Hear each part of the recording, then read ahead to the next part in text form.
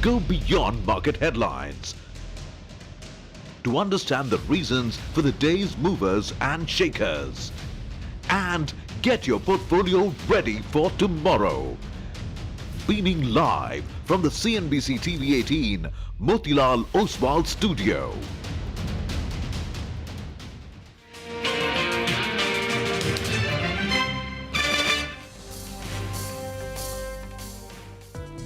Taiwan index is down 5/10 to 0.6%. Hang Seng is down more than 1%. Iran's formerly supreme leader, Ayatollah Khamenei, is dead. And analysts are pointing out that, crude prices perhaps can head to $100 per barrel. Between May and July 1999, the Sensex was up 37%. We basically like only one company, Bharat Electronics. The issue, of course, is the Strait of Hormuz and the proximity to it. 21 to 22 million barrels a day of oil goes through it.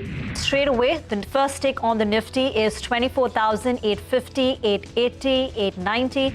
And in the medium term, I see big further upside in gold. Markets are still under pressure, the Nifty as well as the Nifty Bank. However, we have come off a little bit from the lows. We will continue to monitor this and have the data put it out. We started the day with $82 a barrel. Since then, it is 6% on the higher side. First time we've actually crossed the 6,000 mark on these vehicles as well. Basically, if you look at our exposure in Middle East, we have around order book of around 10,000 crores. They opened lower, far lower, and thereafter there was a bit of a recovery from the lows. And that recovery has swiftly been sold into as well. All stocks on the FMCG index, all stocks on the IT index, PSU Bank index, Realty index, all of them trading with losses. The negative news flow, especially in terms of geopolitical tensions, continue to escalate, and that's leading to a further risk-off sentiment.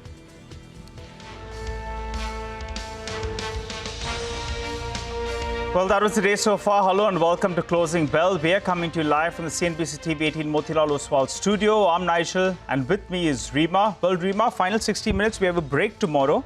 The pullbacks have been feeble, but there is some kind of buying from lower levels, which is encouraging. However, the breadth of the market that actually had improved at around 11 a.m. odd, that's given away yet again. You only have around 350 stocks that are advancing. At one point of time, it was around 600 odd. But I think exciting 60 minutes coming up because some will hope that there is de-escalation in the next 48 hours, then they'll want to play for a long trade. While the weekly expiry factor will also play a role because at higher levels, you are seeing supply that's coming in. The morning low was about 24,650, which was a panic low. We recovered quite smartly from that level, but once again, selling pressure came through. And then the intraday low on the Nifty was 24,600, from which again, we've started seeing some buying. So the Nifty from the absolute low that it hit just some time back, as you can see, closer to 2 o'clock, has managed to recover about 130 odd points. So let's see whether we can hold on to 24,600 to 24,650. That is key because that is a level above the February intraday budget low, which was about 24,571. But it's bleak, it's red across the screen, an absolute bloodbath across the key sectors. And the news flow, the headlines coming out of Iran, Israel is not looking good in terms of the destruction, in terms of the death toll, in terms of just the pure developments. So one eye firmly on that. But how should you position yourself in the last hour of trade? Mitesh Thakkar now joins in from Bonanza Portfolio. Mitesh, hi, afternoon. What have you done with trade today?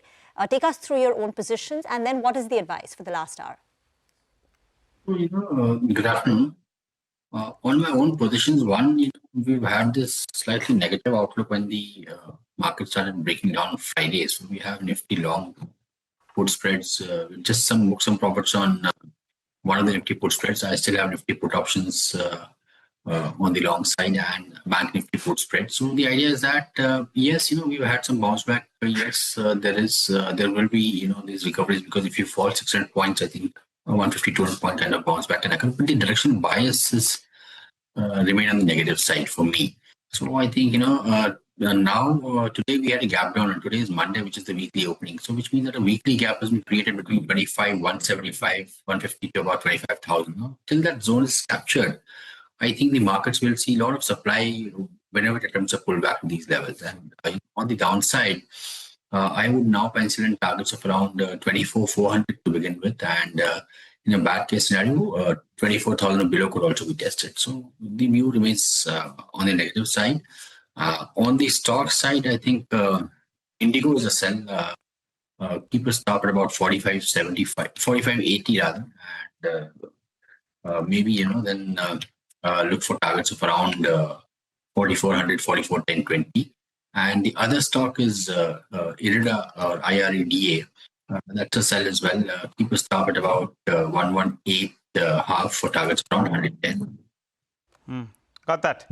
Okay, all right. Mitesh, thanks a lot for that. By the way, a few stocks actually in the last few minutes. You have Hindalco that spiked up a little bit.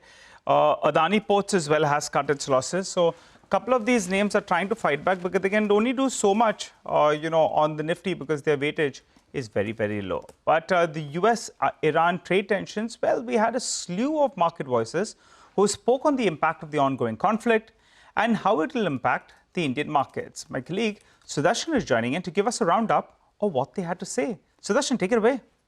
So market is at a lowest level in last 2 to 3 months. Nifty is trying to protect the lows that we had seen on the budget day. So say budget 2026. In the last few minutes, we have seen a sharp recovery. Nifty had gone back to 25,800, but again we have slipped to around 25,740 odd. But in the last 24 hours, we had certain market voices talking about the impact of US-Iran tensions on the Indian market, or if it's the right opportunity to invest in the Indian market. So on top of the list is Crude. He believes that it's hard for markets to not account for the geopolitical risks that we have been facing for the last few days. But he advises that people can diversify using gold and energy stocks. And for gold, his target is $6,600 and also believes that it can go to as high as $10,000.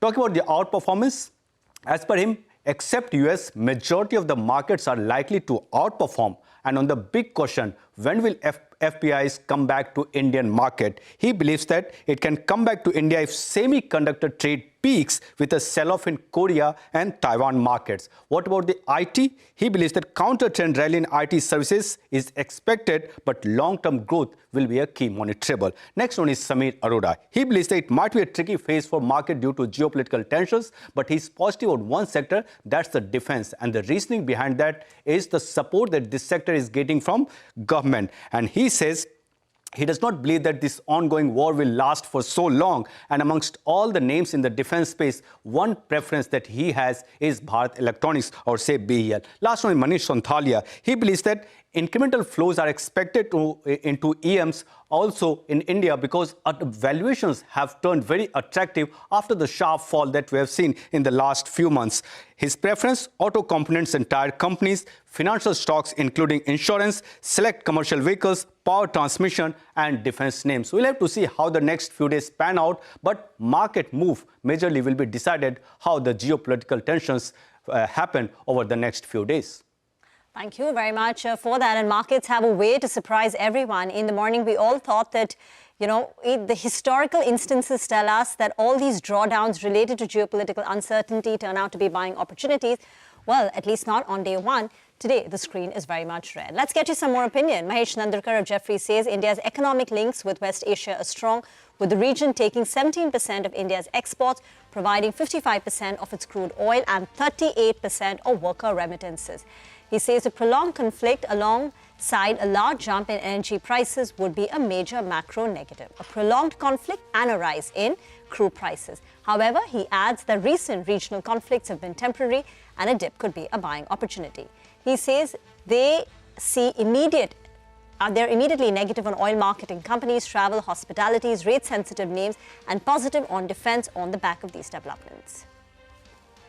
Dipan Mehta is now joining in on this last leg of the show. Dipan, difficult day, but would you treat it as a buying opportunity? Or did you? Rima, good afternoon. Thank you for having me on your show. In my 35 years, how many days I have seen like this, where the markets correct the way because of some geopolitical event, and still I get stressed out about it. So, it's easy to say that it's a great buying opportunity, and, who knows, few months from now, it may turn out to be. But if you're looking at buying in a market like this, basically you're betting on the fact that the geopolitical event, this particular war, will end quickly and things will get back to normal. But, that's so many ifs and buts over there. But the bigger problem, Norima, is that as I see investors' portfolios as I see the flows into the equity market, they are thinning out. There's not much cash left in the portfolios because markets have been correcting and investors have been putting money to work over there. And even the net inflow into mutual funds, that also is like multi-month low. So while it appears to be a great buying opportunity, valuations are reasonable, getting into attractive territory. And certainly there's a case that India is not going to be impacted as much by the West Asian crisis. But there's a liquidity problem and there's a technical problem also. Market has gone down below 200-day moving average in a significant manner. And although I don't follow technicals, these are important indicators. So I'm just keeping the powder dry for the time being. Wait and watch, and let's see how this actually plays out. I'm not rushing in to buy. I wouldn't advise that as well. Okay, all right, got that, Deepan. By the way, we had a swift recovery actually in the last few minutes. The Nifty has tried to fight back. You have Adani Ports actually that has recovered considerable ground. It's cut its losses big time. I recall the stock being down closer to around 6%, so that's cut its losses. Geo Financial is another name that's seen a bit of recovery, but I think we need to pull up a few more meaty names. From the lows, HUL. You know, that one has a larger weightage on the index. HUL has actually cut its losses. It's on the verge of moving into the green. So I think we should get that one up for you. Maybe you get the FMCG index itself up for you on the screen. That as well is looking like it's making a good fight back. If I'm not mistaken, that's almost moved into the green. It was down more than 1.5%. Now that's down only 0.7%. ITC, HUL, both of them doing pretty well. And I think Coal India as well has seen some kind of a fight back. So there has been a bit of a spurt, but holding on to this sort of recovery is something that the bulls will be tracking very, very closely. Deepan, hi, good to see you, Ben. Deepan, what do you make of a couple of these auto names? You know, autos seem to be in good momentum. Bajaj Auto, Eicher Motors, these stocks have seen a good recovery in the last few months. Any view on these names? Would you look to buy any of these stocks? Nigel, I think first of all, the monthly numbers were very decent across the board for all the companies. Either domestic market is doing well or exports are doing well. And that means that the interest in auto industry will remain with the investors for some more time. But look, these companies are now well discovered. I think after the GST cut, which has been a trigger for higher volume increases, I suspect that they are to an extent overowned also by investors. And my view is to remain invested in these companies, whether it's M&M or Maruti or Eicher Motors, and wait for a more deeper correction. Also, there's always the fear that base effect tends to catch up with these companies, and these kind of monthly sales figures may not be sustainable. And at the same time, these stocks are valued also significantly. So it's like a moving train. You remain invested, and if you have a longer term view, I'm sure you'll get decent returns. But it's not a pocket of a great deal of undervaluation, which is where investors must kind of focus on, because you don't want to miss a crisis like this whenever it comes to an end, to kind of rejig your portfolio to get into stocks which you may have missed or which are extremely attractively valued and yet the growth dynamics remain strong. All right. Thank you very much for that. Let's talk about crude prices. When we started trade today, Brent was hovering around $77.5, $78 per barrel. But as the day progressed, Brent has inched now to 79.3. Manisha is now joining in to get us all that's happening in the world of commodities and crude. Manisha. Well, thank you so much for that. Yes, when we started the day, we started 13% on the higher side. This was a knee-jerk reaction as the new week was opening, and we were reacting to the weekend therein. And since then, we have been holding around those levels, around $80 for the Brent prices there. Well, there are 4 or 5 things that the markets are looking at right now. Let me remind you that the situation is fluid. We are reacting to a lot of information that comes in on an hourly basis and is the reason you will see very, very volatile prices going forward. One is the retaliation that Iran is making in the neighboring countries. How much, at what scale, is something that the street is watching out for. The second most important is on how longer will this West Asia war last. US President has said 4 to 5 weeks. I mean, that's a long time. If it actually goes until then you are looking at much higher crude oil prices therein. The third point is about the Strait of Hormuz. Well, this is the place where 20% of crude passes by. Let me remind you, when there was a problem at Red Sea, we saw shipping companies go via Cape of Good Hope. But when it is about Strait of Hormuz, there is no alternate sea route. So this is, when it is shut, that means it's shut. So there is no ships going through this. So even as Iran says that the Strait of Hormuz is open, but it is the insurance companies telling the shipping companies that if you want to go via that, you have to give a premium as high as 50 and 60%. And in various policies, we have seen the war as a clause being taken off. So the shipping companies are standing there. That area is quite clogged and nobody is passing through. Now, if this gets prolonged, if this is shut for a long time, then there is no way that you're looking at crude prices not gaining higher from here on. The other point is also about gas. It's not just about crude. Remember, a lot of gas passes through, natural gas passes through this Strait of Hormuz as well. Qatar is one of the major countries doing that as well. So this is another thing that the street will watch out for. The other, of course, is about hit on the energy infrastructure.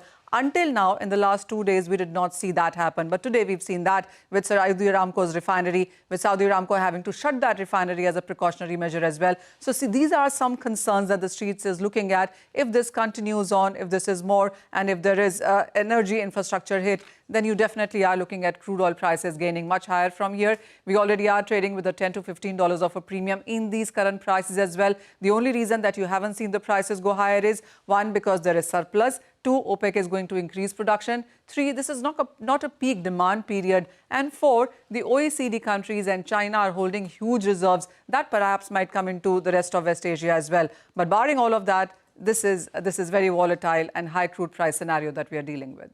Thank you very much for that. Back to chatting with Dipan.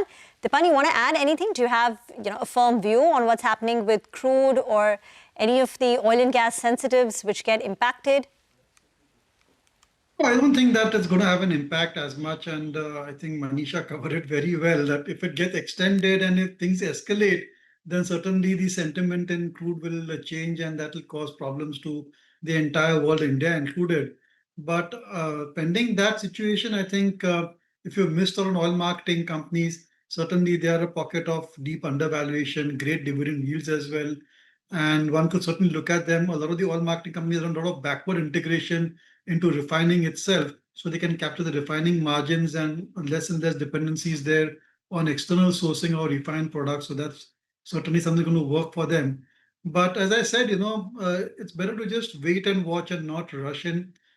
It doesn't mind if the war gets over quickly and stock prices recover by 4-5% also. Then even that point of time, the risk return will favor you. It's better to buy when there is some more certainty than in a situation like this where there's a great deal of uncertainty, because such wars can go south as well. And if it gets into a long drawn, kind of a battle for Iran, then, there are a lot of issues can come up.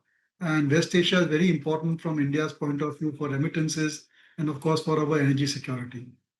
Indeed, you said that, right? You're going to keep your powder dry to wait and see how this situation evolves. But for now, the escalating Middle East tensions have disrupted travel and aviation across the region. Madiha is now joining in with a quick update. Well, since the conflict continues to escalate now, large parts of West Asia airspace remain impacted, particularly Tehran, Tel Aviv, Beirut, Baghdad, Jeddah, Bahrain, Amman, Kuwait, Doha and the UAE are the most restricted airspaces currently, and there is no flight movement seen in this region. Indian airlines have suspended operations to the Gulf since the 28th of February, since this conflict started. So Air India, Indigo, Air India Express, SpiceJet have cancelled flights to Gulf destinations until the 2nd of March, which is today, and Akasa Air has suspended its operations to Gulf till the 3rd of March. Indigo, the largest Indian carrier, has suspended all flights to the Gulf and several Western destinations. Remember, international flights form about 15% of Indigo's overall network. So airlines are now looking at alternate routes to continue their long-haul operations. For example, Air India is using the Oman-Saudi Arabia corridor to operate flights to Europe, the US and Canada. Several Air India flights are currently airborne, including services from Delhi and Mumbai to London, Rome, Vienna and Paris. And foreign carriers are also doing the same. They're looking for alternate spaces. So say British Airways, carriers like British Airways are using the Afghanistan-Pakistan airspace corridor to operate flights to India. Singapore and Australia. So all are avoiding the Middle Eastern airspace currently, but that rerouting also comes at a cost. So flight times increase, fuel burn rises, operating costs go up, crew schedules get disrupted, and three major Middle Eastern carriers, which is Emirates, Etihad and Qatar Airways, that carry bulk of the transit traffic from Asia to the West via the Middle East corridor, have suspended all flights until the 2nd of March. But with thousands of passengers now stranded at various Gulf airports, we will continue to track if the situation changes in any form and whether flights resume tomorrow. Thanks a lot for that, Madhya. Dipan, stocks like Interglobe Aviation, they still continue to have a strong, market share. The stock is pulled back considerably because of the company-specific issues, crude oil prices spike, and now you have this geopolitical issue. At around 4,500 rupees, you're interested. I think you'll have some investments, right, in Interglobe? Yeah, that's it. So first, a disclosure. See, Interglobe in a good year can do 10,000 crores also of profit. It did 8,200 crores thereabout a couple of years ago. And thereafter, capacity has increased significantly. And at about 1,70,000 crores market capitalization, 17 times is not bad for a company which is controlling 60 plus market share. And even after the company-specific event, there's hardly any change in the market shares because structurally the industry is such that it takes a while for capacity to come on stream and new players to gain scale. And Indigo by itself also is adding significant capacity. And now I think the international routes are becoming extremely profitable and a big part of their revenues as well. So if you had one stock to buy in crisis, then you could consider Interglobe Aviation. But as I said, our views could be biased because of our ownership in the company. But, these things tend to work out eventually, and travel will also pick up, and these disruptions may cause maybe a soft quarter or so. But once things are behind Interglobe, end of the day, it's a well-managed company, low-cost operator, and many factors going in terms of decent growth rates going forward. Sorry, just one quick question. CleanMax, the new company that listed today, it's maxed out completely at the IPO price. IPO price was above 1,000 rupees. The stock opened at 960 and it's just gravitated lower, 20% down on that. I get that you don't want to buy anything right now in this kind of a market, but fundamentally, have you tracked this company and what are your thoughts? That's it. I think it's India's largest independent power producer and massive capacities coming on stream, which will ensure that next few quarters, the growth rates will be impressive. And energy, of course, especially renewable energy, is a great and kind of favorite investment theme. Certainly, I think 20% lower, you could look at it, and it's not going to be impacted by the war in any way. But our preference is more for the solar and the power and the wind powered equipment manufacturers. We like stories like Suzlon and Inox Wind, and on this side, even Bari Energies and Premier and Vikram Solar. But even CleanMax per se, from these levels, I think 20% lower from its price should give decent returns to investors. And the best thing is that every time it declares quarterly numbers, you will have exceptionally good quarter-on-quarter, year-on-year sales and profit growth over there. Got it. Okay. All right. Dipan, thanks a lot for that. In fact, on CleanMax, I think we should get an intraday chart. It went down to 760 rupees, I think so, the newly listed company. And from there, it's seen a good pullback, actually. It's pulled back, I think, closer to around 90 rupees from the lows of the day. So keep an eye out on that one. IPO price above 1,000 rupees. Stock, though, has seen some kind of bottom fishing at lower levels. Let's tell you what's going on in the F&O markets, though. I think we're focusing on the Nifty, but the important one to look at is the Nifty Bank. It went down to around the 100 DMA. That's around 59,100 odd. From there, it did see a bit of a bounce up. So the Nifty has seen a recovery because the Nifty Bank as well has managed to defend its 100 DMA. Volatility index, well, that's moving up, but that's on expected lines because the fear is back in the markets where you have a geopolitical issue. It's moved up, I think, to the highest they've seen in multiple weeks, so at around 17, 18 or thereabouts. So keep an eye out on the India VIX. From the highs of the day, actually, it's cooled off a little bit. The PCR is holding at around 1 approximately. It was around 0.97, 0.98. So that's moved up. We started the day at around 0.63 or thereabouts. Call writers, they are having a gala time today. 24,800 call. Guess what? When you went, you wound up Friday's trading session, the premium was around 440 rupees. Currently, that premium is around 80 rupees or thereabouts. But just the last few minutes, actually, the premium has moved from around 30 rupees all the way to around 80 rupees. So there was some out of the money call buying, and you made some money on that, though the writers are at play over here. 24,900 call as well. The premium, it came down to around 7 rupees just a few minutes back. We've seen a bit of a recovery. So that's why we're seeing that premium has spiked up yet again. So there's mixed activity taking place on the call side. On the downside, the 24,600 put premium has moved from around, I think, that's actually zilch right now because the time value of money is getting eroded. The short pointers going by today's low, going by budget day's low, and going by important technical mark. I think this 24,500 mark is extremely important.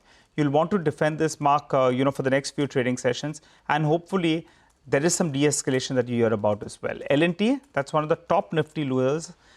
Aggressive shorts is what we're seeing out there. Fresh shorts in the system on L&T. Stock is down, open interest has swelled up.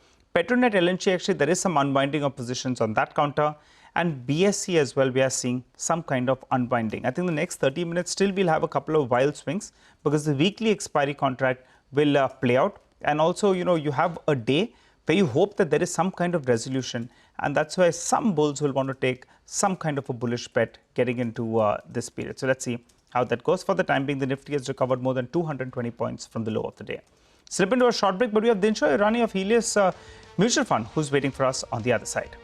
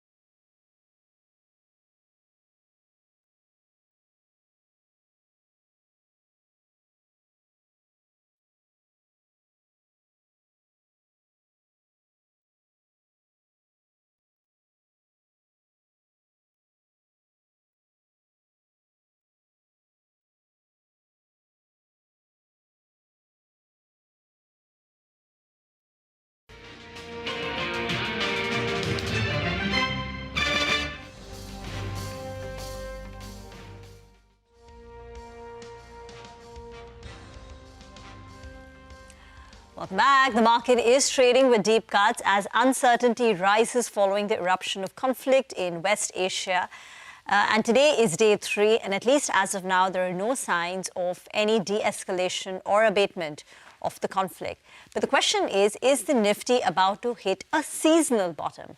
Hormus has poured through data over a very long time, and he joins us with his analysis and views. Well, since there is some recovery on the index from the lows of the day, let's add to some of that optimism. Well, as of now, at least for the first 2 months of the year and the first day of March, the Nifty is still down around 5%. It's not been the most perfect start to the year for the index, despite making a record high already this year. But despite that, it can be said that this is possibly the period where the Nifty generally makes a bottom for the year, the low of the year, and then starts to recover. At least data from the last 10 years points to just that, because out of the last 10 years, 8 of those years has seen the Nifty make its annual low between January or March. Now, take a look at this. From 2016 to 2020, it was always between January and March is where the Nifty made the low of the year. Even in the last 5 years, at least in 3 instances, the annual low that the Nifty made was between the first 3 months of the year, staying from 2021 to 2025. And last year, the low was in the month of April simply because of Donald Trump's tariff tantrums, or only then. Otherwise, it would have been March as well. Now, you take a look at the years from where the Nifty made the low, and in 2016, on the February the 29th, which was back then the budgets were presented on the last day of February, the Nifty made a low of 68.25 and then recovered 20% from those levels. And even in 2017, it was Jan, 2018 was March. It was only 2018 where the Nifty recovery from the low of the year has been in single digits. Of course, 2020 is an outlier because of the COVID low and then the subsequent recovery. But even in the last 5 years, most of the gains that the Nifty has had has been anywhere between 10% to as high as 30% back in 2021. And even then, the lows were made either in January or in March. The latest in the last 10 years that the Nifty has made an annual low has been in 2022 in the month of June. But otherwise, it's the period where the Nifty more often than not makes a bottom for the year and then starts to recover. Who knows, maybe today's low of 24,600 might just be that level. Well, we live in hope. Hormus, thanks a lot for joining in and, in fact, giving us that neat piece of data. That said, let's welcome our Alpha Manager of the day. We have Dinshaw Irani, CEO at Helios Mutual Fund, who joins us. Hi, Dinshaw. A rocky trading session. Samir earlier today was saying, probably you'll start deploying money today. That's the way it's played out because, you had intraday pullbacks, but, there is still a lot of nervousness, and the sound bites that are even coming right now are making you feel a little bit uneasy. Thank God for the rest day tomorrow. But how are you feeling about the markets? Thank you, Nigel, for having me on the show, and a very good afternoon to your team and the viewers. So Samir basically was talking about himself. He unfortunately gets a huge amount of flow every end of the month and beginning of the month. So that's what he was talking about deploying. We are having hardly any money to deploy, Nigel. So probably 1% or 2% lying here and there. But about that, probably we'll take another day. We'll wait another day to deploy it, but not in a rush to do it right now because with so much less of money, you need to wait it out. And thankfully, yes, tomorrow's a rest day. So hopefully things will recoup. We'll get another day to make out whether things are evening out in the Gulf or no. But having said that, Nigel, I mean, if Iran had any firepower, it would have shown by now. The fact is that I think, if anything, they would be looking for a truce very shortly. So I don't think this conflict is going to last out too soon. So maybe the opportunity will not be there for long to deploy.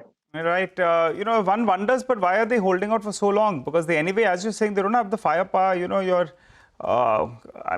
It looks difficult for them to pull through even a few days. But hopefully better sense prevails, and things get sorted out.